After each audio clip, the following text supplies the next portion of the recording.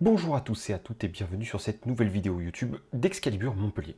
Aujourd'hui, nous vous expliquons les règles de Tréfuté à la puissance 3, qu'on surnomme aussi Hyperfuté. Un jeu de roll and write, sorti chez Schmitt, y compris en version française, de Wolfgang Warsch, qui est au prix de 13,90 € dans notre magasin et sur notre site web, qui se joue de 1 à 4 pour des parties de environ 30 minutes, et jouable dès 8 ans. Alors, le matériel est on ne peut plus simple. Vous avez un bloc de score, que j'ai personnellement déjà pas mal entamé, avec quelques parties. Vous avez les dés, ainsi que des feutres pour écrire sur une feuille. Je préfère personnellement utiliser un critérium. Vous avez donc tout ceci, et une feuille par partie et par personne. Alors, qu'est-ce qu'un jeu de roll and write? Il s'agit très simplement d'une mécanique assez épurée. Vous avez un lancer de dés à faire, et vous allez devoir cocher ou entourer des choses sur votre feuille. Donc, ce sont des feuilles à usage unique qui disposent au verso d'un tableau pour compter les scores. Une partie va se jouer en 4 manches si vous êtes 4, 5 manches si vous êtes 3, et 6 manches si vous êtes 2 ou seul. Sachant que pour jouer, il est conseillé de garder le dos de la boîte de ce côté-ci de la table, mais vous pouvez très bien utiliser une piste de dés si vous le souhaitez. Alors, un tour de jeu est très simple. Tout d'abord, vous allez commencer, si vous êtes dans l'une des 4 premières manches du jeu, par cocher votre bonus. Donc ici, on nous demande de cocher ce symbole-là. Vous l'entourez ou vous le barrez, comme vous voulez, tant que vous vous mettez une bonne signalétique en accord avec les autres joueurs et joueuses. Le tour de jeu va consister à lancer les dés, sachant qu'à chaque manche, chaque personne aura le rôle de joueur actif une fois, et les autres seront joueurs passifs. Quand vous êtes joueur actif ou joueuse active, vous allez prendre l'un des 6 dés que vous venez de lancer. Vous allez en avoir jusqu'à 3 à votre tour. Vous pouvez en jouer moins, mais ce n'est pas très conseillé. Vous pouvez prendre donc par exemple le 1, ce qui vous permettra de cocher quelque chose et de relancer le reste. En revanche, si je choisis de prendre le 3, je vais devoir mettre ces 3 dés-là de côté, car ils sont inférieurs à la somme du dé que je désire sauvegarder. Donc attention à ne pas être trop gourmand ou gourmande avec une forte valeur. Cela peut vous pénaliser et vous enlever des choix.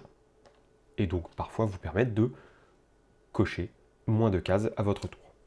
Alors globalement, à quoi servent les différentes zones? Car vous avez une zone rose, une zone marron, une zone bleue, une zone turquoise et une zone jaune qui correspondent chacune à l'une des couleurs disponibles, sachant que le dé blanc sert de joker et est associé aussi au dé bleu. Pour le jaune, c'est très simple. Vous allez à chaque fois cocher. Par exemple, si je prends le 2, je vais devoir cocher une case 2, mais pas n'importe laquelle. Si je choisis le dé jaune en premier, je vais cocher sur la première ligne, et la deuxième et la troisième si je le choisis en 2 et troisième dé, sachant que je ne peux l'écrire que sur les cases blanches. Si je suis joueur passif, je vous expliquerai ça juste après, je vais devoir cocher un chiffre uniquement sur les zones grises. Sur chaque ligne, vous gagnez un nombre de points de victoire à la fin de la partie correspondant au nombre de cases cochées. Donc si je coche 4 cases sur la première ligne, je gagne donc 20 points. Le dé turquoise va fonctionner un peu différemment et se passe de ce côté-là de la fiche. Cela vous permet simplement de cocher, par exemple ici, une case 5. N'importe où sur la grille. Alors le dé turquoise peut être joué en première position, mais il est mieux de le jouer en deuxième, voire en troisième position, car si ici je coche simplement un 3, mettons, parce que ça m'arrange pour mon exemple, si pour chaque autre 3, pour chaque autre face identique précédemment posée, je vais en cocher une autre. Donc ici, j'en coche une, comme je viens de faire, et 2 autres. Lorsque je remplis l'intégralité d'une colonne sur fond turquoise, donc comme ici, je gagne le bonus indiqué. Je vous parlerai des bonus juste après. Pour ce qui est du bleu, c'est un peu plus tordu. Vous allez forcément l'associer à la valeur du dé blanc, mais sans prendre le dé blanc de côté. Donc le bleu commence à la valeur 7 au centre, et je vais devoir descendre ou monter de 1 en 1 pour progresser, sachant que chaque case cochée m'apporte les points indiqués dans l'étoile ici. Donc ici, j'ai un 3, je l'ajoute au dé blanc, ce qui fait 6, ce qui me permet de le cocher ici. Et là, m'apporte 3 points de victoire. comme pour les autres zones, à chaque fois que je remplis une case comportant un bonus, je le gagne immédiatement. Sachant que, petite précision pour la zone jaune, ces bonus se gagnent lorsque j'entoure les cases qui entourent ce bonus. Donc ici, par exemple, si je coche 2 fois le 1, je gagne ce bonus-là. Vous remarquerez le faux raccord dans cette vidéo puisque j'ai dû utiliser une autre feuille car j'avais fait une petite erreur de jeu. On peut écrire à droite et à gauche et si j'arrive à cette case et cette case, cela me fera 17 points plus 13 points. Pour le marron, c'est un peu plus spécial. Vous avez des valeurs que vous devez cocher. Si je choisis de prendre le 3, c'est tout à fait faisable, mais je vais devoir cocher celui-ci car c'est le premier disponible. Et je vais toujours vers la droite. Donc là, ça veut dire que j'ignore le 1 et le 5, ne gagnant pas les points de victoire. Et les bonus indiqués sur ces cases. Sachant qu'un bonus ici fonctionne un peu comme la zone jaune. Si je coche le 1 et le 5, je gagne ce bonus ici. Plus je coche, plus je gagne de points. Donc si j'arrive à cocher les 12 cases, je gagne 90 points. Pour la zone rose, vous allez à chaque fois marquer la valeur du dé sur la case. Mais vous allez avoir deux choix. Soit multiplier le score de votre dé par le multiplicateur ici, donc quand c'est x1, bah là ça donne 3, mais si j'étais sur un x3, cela me donnerait 9 points, ou alors je divise la valeur du dé par 2 en arrondissant.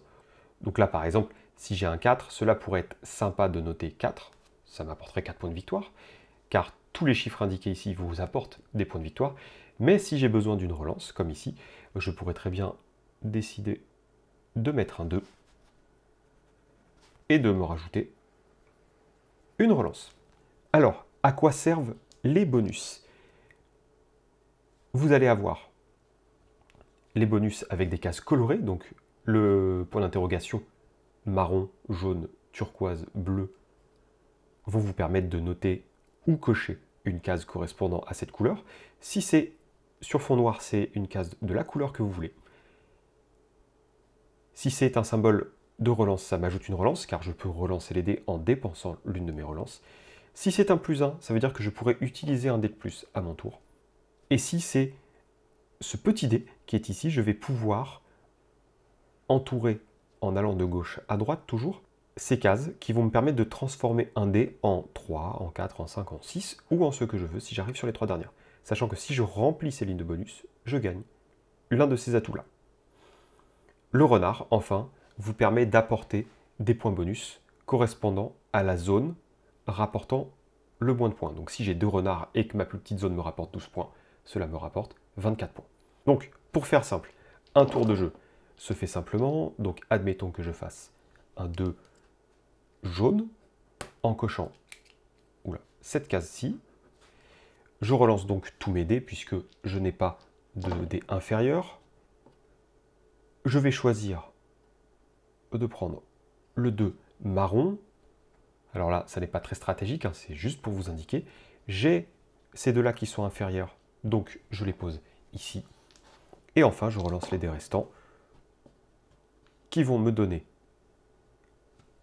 un 8, ce qui va me permettre de cocher cette case-là, le dé étant mis de côté.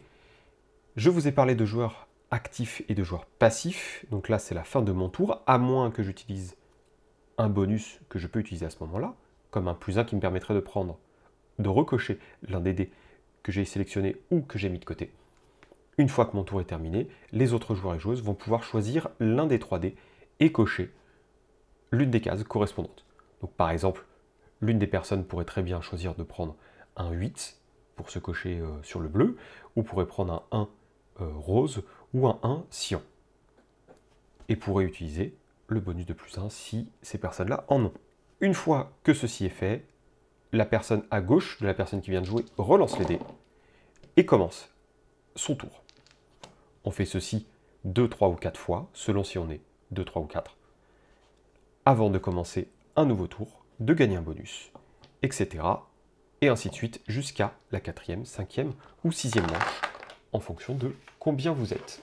Voilà, c'est la fin de cette vidéo qui expliquait très futé à la puissance 3 un bien bon jeu, bien mental de chez Schmitt, sachant que pour ce qui est de très futé, donc la boîte avec le titre bleu est vraiment très futée, celle avec le titre rose, on joue globalement de la même façon, ce sont juste les grilles qui changent, et qui sont sur des complexités et des logiques légèrement différentes, sachant qu'il existe des blocs de score sur ces deux premiers jeux, et pas encore pour Tréfuté à la puissance 3, mais ça ne saurait tarder.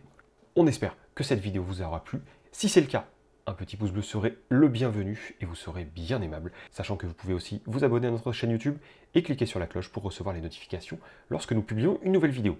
Et en cas de besoin, n'hésitez pas à utiliser les liens prévus à cet effet dans la description de la vidéo ou à laisser un petit commentaire pour poser une question. Et d'ici une prochaine visite dans notre magasin, sur notre site web ou une vidéo YouTube, nous vous souhaitons une excellente journée ou soirée, de super moments de jeu et surtout, prenez soin de vous car c'est important.